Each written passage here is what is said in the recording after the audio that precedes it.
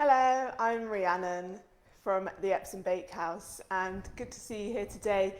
We'll be talking all about how to shape your dough for a round loaf. So making a round loaf or ball like this.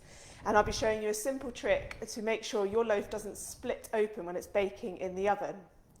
If you'd like more bread making tips like this, recipes and more information about all my online classes, then you can sign up for my newsletter by the link in the below this video. So go check that out after we've finished chatting all about shaping your dough. So today I wanted to talk about a little alternative shaping for you for when you're baking your bread. And you may make loaves in a loaf tin, but the classic round loaf or ball is a really beautiful one to make as well. And it's a free-form loaf, meaning that you don't have a tin or anything else to support the sides of the loaf whilst it's baking in the oven. You just put a round loaf like this on a baking tray, and once it's risen, it goes into the oven.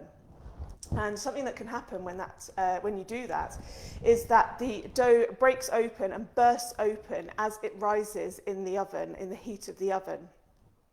So today I wanted to show you a little trick when you're shaping your dough so that you can hopefully prevent that happening. It's not a bad thing if it happens, and absolutely don't worry. It's just more of an aesthetic thing. You perhaps don't want the side of your loaf split open. It makes it harder to cut open.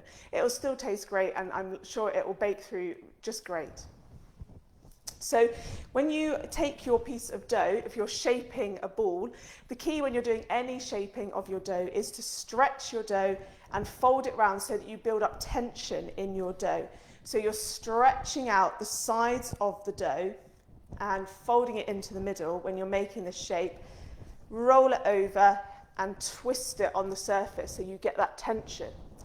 Now the trick is, when you are shaping for a free-form loaf like this, is to put that dough to one side and let it sit for a few minutes, maybe 10 minutes or so. Cover it over, so if you do have the bowl, you can just cover over your dough so it doesn't dry out.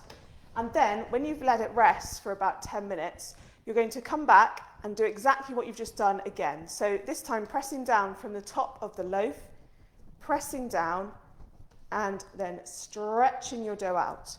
And that was called pre-shaping. So it just helps your dough kind of think about the shape it's going to form, and it just helps it stay more tightly in that shape.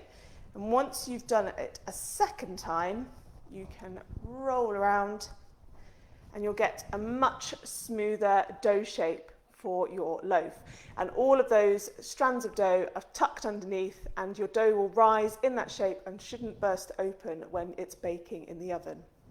So let me know if you're going to try that ball shape next time you bake a loaf of bread at home.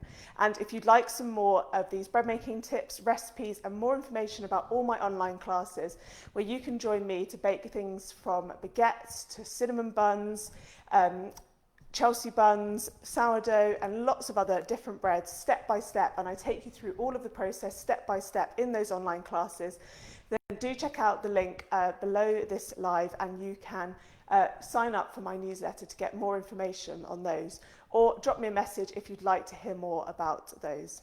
So, talking all things today about shaping your loaf, shaping your dough for a ball, and it'd be great to know if you end up baking that loaf.